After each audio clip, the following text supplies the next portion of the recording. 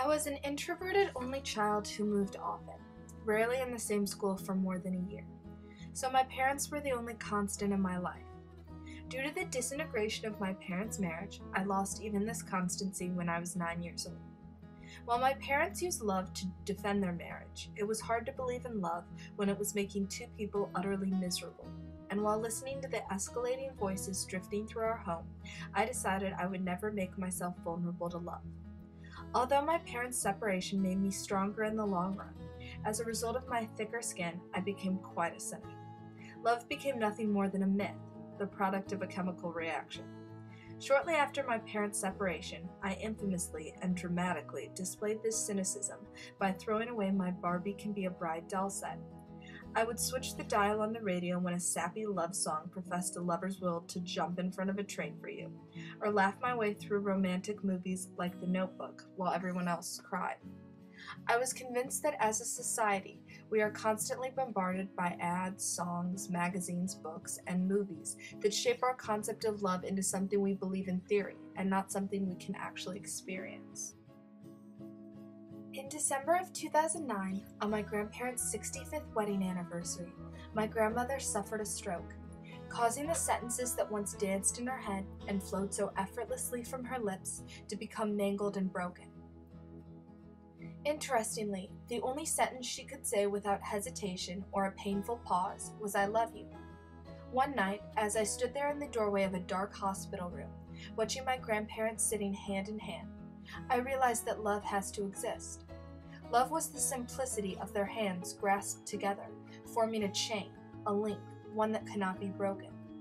My vision soon panned out from their hands to the other people in the hospital room. My grandparents raised 11 children, and their love served as the foundation for a strong, loving family. As their children and grandchildren kept vigil by my grandmother's bedside, I suddenly saw that love is what connected us. Love brought 11 children back from the corners of the world, from the sun-drenched mountains of LA to the crowded streets of Beirut. Love was the nurse's smile when we informed her that it was my grandparents' 65th wedding anniversary on that cold day in December. Love was the stranger that held the door open for my grandmother as she left the hospital, giving her the dignity she deserved and illuminating her face with a smile. In some foreign countries, they have multiple words for different types of love. In Japanese, there are more than 18 words for love, from love for a favorite book to unrequited love. I always thought this was better because love is used so loosely in our society, therefore making it hard to define.